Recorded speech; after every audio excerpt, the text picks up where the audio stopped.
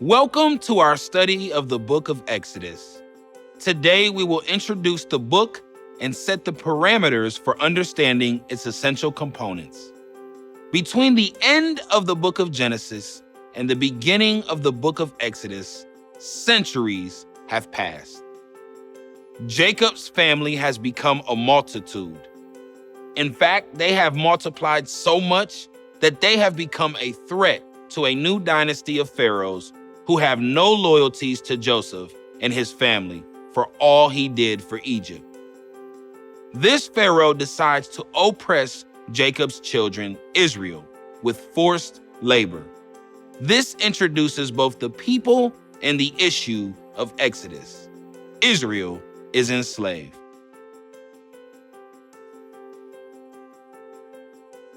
The time has come for Israel to leave the womb of Goshen in Egypt, where they grew strong and ready for nationhood.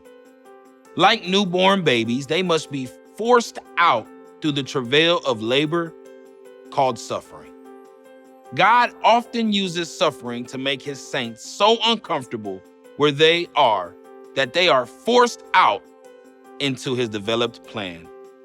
Even the early church, after a time stabilizing as a new movement under a new set of leaders, only launches out to fulfill their global mission when the death of Stephen and rampaging persecution forces them to scatter, taking the gospel with them. Now, the word Exodus means the way out. The book of Exodus is the way out of slavery, the way out of Egypt.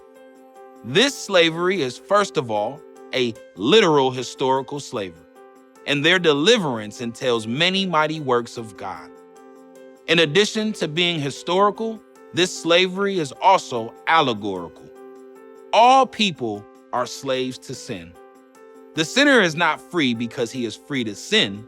The sinner is only free when he is free not to sin. Those driven by selfish impulses are slaves. They need a solution, like Israel needed a solution. They need the power of sin over them to be broken. They need what Revelation 1:5-6 celebrates in the language of Exodus, saying, "To him who loves us and released us from our sins by his blood. And he has made us to be a kingdom, priest." Indeed, deliverance from the enslavement of sin is a powerful devotional message in the book of Exodus. Now let us turn to our third vital element for understanding Exodus. We have the people, Israel. We have the issue, slavery. God has a solution, the prophet. God prepares a deliverer for his people in the form of the great prophet ruler Moses. When you consider all the great figures of faith in the scripture, Moses stands tall above them all. Moses is one of the greatest men of God in the scripture. Abraham fathered the people of God. Jacob named them, and Joseph saved them from early extinction. Moses, however, delivers their multitudes from wholesale enslavement and fashions them through the power of God into a nation prepared to fulfill their calling to the world, a nation of priests. Indeed, Moses gives them divinely ordained law and government. Moses gives them the word of God, codified today as the Pentateuch. Moses gives them the tabernacle and a system of worship that instructs them in the language of ritual about salvation. How a sinful people can come to dwell safely in the presence of their holy Creator. Few today speak ancient Near Eastern ritual, but Christ is revealed there. As we begin, let's look at the life of Moses in this way. The big problem in the book of Exodus is slavery. The solution is deliverance. But how? It's not easy to move multitudes out from under the oppressive thumb of a great power like Egypt. They need a plan and a planner. They need a deliverer. God calls Moses to be that deliverer, to be delivered from the power of sin yourself is the greatest experience you can have in life. The second greatest experience in life is becoming a deliverer for somebody else. We can learn much about being a deliverer by learning from Moses' successes and failures. Looking at the life of Moses, a great evangelist once said Moses spent 40 years thinking he was somebody, 40 years learning he was nobody, and 40 years discovering what God can do with a nobody. Raised in the palace of Pharaoh, Moses likely spent a lot of time thinking that he was somebody really special. Then, one day, at the age of 40, Moses takes the plight of his own people to heart. He desires to deliver and acts out through his own arrogant wits and strength. He kills an Egyptian official for abusing a Hebrew slave. It goes poorly, and Moses finds himself running for his life once Pharaoh finds out what he's done. It is almost as if God came to Moses at that point and said, "No, Moses, that is no way to get the job done. You are never going to deliver anyone that way. Let us go into ministry training for 40 years on the backside of the wilderness, and let us think about this." Moses spends the next 40 years tending sheep and building a family. When his hour comes, he is quite reluctant to take up the call to deliverance as he once was. He's become a nobody. Moses is out in the desert and a bush burst into flame. This in and of itself is not unusual in that part of the wilderness. When it does happen, however, these bushes are typically consumed in about 5 seconds. What puzzles Moses is that on this particular occasion, the bush is not consumed by the flame. It just keeps burning. Moses turns aside to take a look. God speaks to Moses from the bush, demanding proper respect for Moses' encounter with the Holy One. In Exodus 3, verses 4 through 6, we read, "When the Lord saw that he turned aside to look, God called to him from the midst of the bush and said, 'Moses, Moses.' And he said, 'Here I am.' Then he said, 'Do not come near here. Remove your sandals from your feet, for the place on which you are standing is holy ground.' He said also, 'I am the God of your father, the God of Abraham, the God of Isaac, and the God of Jacob.' Then Moses hid his face, for he was afraid to look at God. God sorrows over the suffering of the children of Israel in Egypt. He announces his plan to deliver them and to bring them into the inheritance he swore to Abraham, the promised land. He then tells Moses his part in the plan in verse 10, saying, 'Therefore, come now, and I will send you to Pharaoh, so that you may bring my people, the sons of Israel, out of Egypt.' Moses, having learned his lesson well, 'I am a nobody,' is a reluctant deliverer. They are the best kind. He replies in verse 11, 'Who am I that I should go to Pharaoh and that I should bring the sons of Israel out of Egypt?'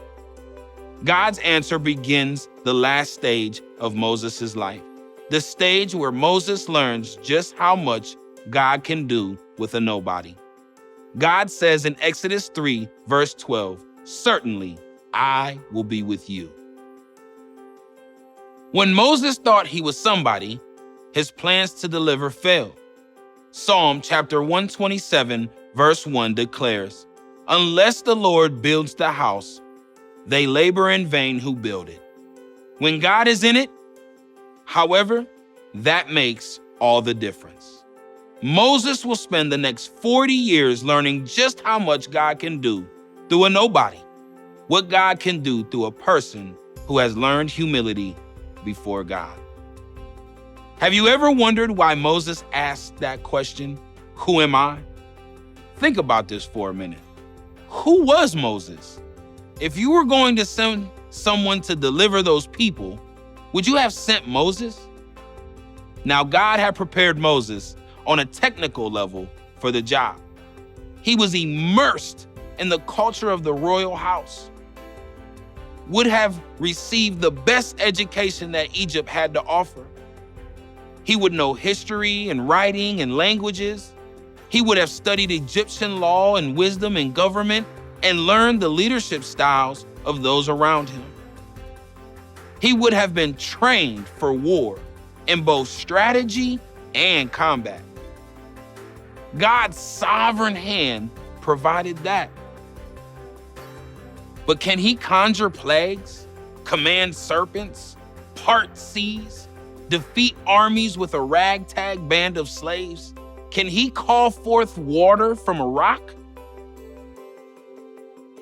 Add to this the fact that he was a murderer and odious to Pharaoh because of the social dynamics of the crime. Moses was also a Hebrew. You read in the book of Genesis that the Egyptians had nothing to do with the Hebrews. Discrimination and prejudice are as old as man. Egyptians would not even eat with Hebrews. The very idea, according to Genesis chapter 43, verse 32, was detestable to them. According to Genesis 46 and 34, the Egyptians also thought that shepherds were an abomination, a word that means disgusting. Was he really qualified to be God's deliverer before an Egyptian pharaoh? Was anyone? It almost seems at times that God likes to pick the unqualified so that there will be no confusion about who works the miracle. Therefore, one of the non-negotiables for God is humility and obedience. If a man knows that he is not qualified to do a job, but also knows that God has called him to do it and believes that God has the power to accomplish it, then all that is needed is obedience and continued humility. If you are going to be used of God to deliver people today, if you would like to see some friend or loved one delivered from the bondage of sin, and if you would like to be God's vehicle for their deliverance, never forget this. You are not the one who will deliver them. Only God can deliver a soul from sin. When you attempt to lead a person to Christ, you are attempting the impossible. Only God can do the impossible. The humble man never forgets this. The Bible teaches from cover to cover that it is the plan of God to use the power of God and the people of God to accomplish the purposes of God, according to the plan of God. Listen to that a second time. It is the plan of God to use the power of God and the people of God to accomplish the purposes of God, according to the plan of God. In John chapter 15, verse 5, Jesus gives us one of his great illustrations about the necessity of humble dependence on God and Christ. He says, "I am the vine, you are the branches. He who abides in me and I in him, he bears much fruit. For apart from me, you can do nothing."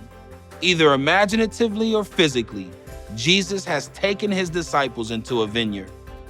He has pulled down a vine with branches coming out of it and fruit growing on the end of the branches. He says, "It is like this. You see how these branches are related to this vine? This is what makes it possible for those branches to be fruitful." In this illustration, the multiple truths can be found. He says, "Without me, you can do nothing." He also says, "However, without you, I will do nothing." You see, the fruit does not grow on the vine. It grows out on the branches. In the book of Exodus, that is what God is. He is a vine looking for a branch. God likes to work through instruments. Therefore, God seeks his Moses. He prepares him. He humbles him. He commissions him. He works through him. He says, "You can discover the great miracle that I can do through somebody who has learned he is a nobody." It is important to realize you are nobody until God makes you somebody he can use. And it is the plan of God to use the power of God in the people of God to accomplish the purposes of God, all according to the plan of God.